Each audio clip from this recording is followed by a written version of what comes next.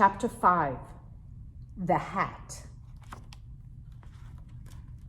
Mom was right. Judy Billings didn't spit at me or say hello or look at me or anything in school today. In other words, she ignored me like every other day. Even when she dropped her pencil on the floor during silent reading and I picked it up and handed it to her, she didn't say thank you. And my mother was right about the angel stuff too. From the moment Mrs. Sims said, "Good morning, angels," and we all answered, "Good morning, Mrs. Sims," you could feel the angel buzz in the air. Darren Tapp, who never says please or thank you, raised his hand and said, "Mrs. Sims, may I please go to the bathroom?" And when Darren came back, Missy Haverbeck, who is the shyest person in the class, whispered to him as he went past her desk, "Your fly is open." All day long, pleases and thank yous and pardon me's were flying around like bees at a picnic. A lot of who did it's too, because from the first minute, all eyes were on Mrs. Sims' desk. Sitting right there was an apple, a really big red apple, a really big red polished apple, buffed to a shine like it was a new car. Here's the apple on her desk. Whispers raced up and down the aisles. Who did it? Who did it? Who did it? Who left the apple? Nobody knew, except me. As the whispers were flying around, I was doing my usual thing in my seat behind Judy Billings, staring at her perfect, uncovered right ear. I started to notice something.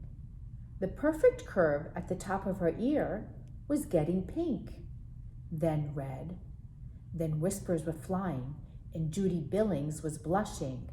Aha, I thought. The apple came from Judy. Some of Judy Billings' blush sank into my chest. We shared a secret. I closed my fist and made a vow. Nothing, not 100 spiders or torture by tickling or 10 Gerald Willises would ever make me rat her out.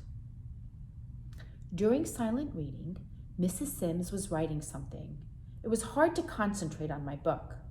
I kept looking up at her. So did everybody else. We were all wondering the same thing. Is she writing something good about me? Perfect in every way. I kept remembering what Judy Billings said about angels yesterday, and that's what we were today. Perfect in every way. We sat straight in our chairs and raised our hands for every question and stood to give our answers and were quiet as mice the rest of the time. I kept reminding myself to keep my lip buttoned and not blurt out stuff like yesterday. Only Joey was bad.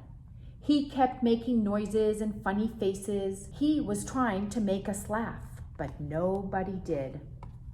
And here's the perfect class, sitting down, raising their hands.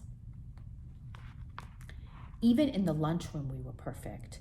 Everybody smiled at the lunch ladies and said thank you whenever they were handed something, and everybody chewed with mouths shut, except Joey.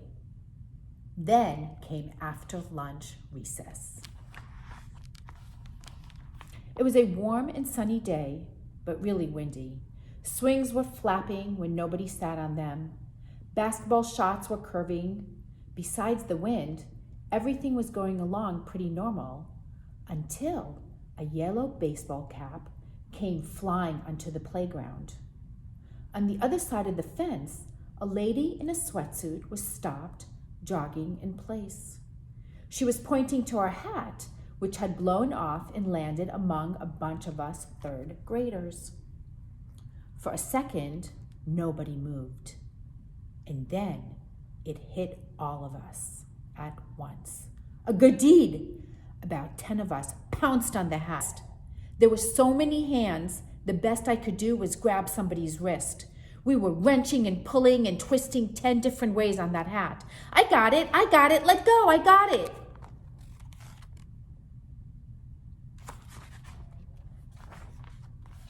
I was first, ow! Suddenly, we all snapped apart like a broken wishbone. Eddie Shank was holding the rim of the hat. Diana Briggs was holding the rest of it. Somebody said, "Uh-oh." Everybody just stared at the hat pieces, except Joey, who was laughing. A screech came from the sidewalk. "You little hoodlums!" The jogger lady kicked the chain link fence and started running. Mrs. Sims was standing in the doorway, watching. Silence in the classroom. The two pieces of the yellow hat sat on Mrs. Sims' desk. In between them was the apple. "That was disgraceful," said Mrs. Sims. "Very unangelic behavior." Judy Billings raised her hand. Mrs. Sims didn't call on her, but Judy stood up and spoke anyway. "But I didn't do it. I was just watching." It sounded like Judy might start crying. Mrs. Sims didn't even look Judy's way. Judy sat down. "You're all guilty," said Mrs. Sims. "You're guilty of doing it. You're guilty of watching and doing nothing to stop it. How many of you went over to the lady and told her you were very sorry for the bad behavior of your classmates?" No hands. "Didn't think so. You're guilty of that too."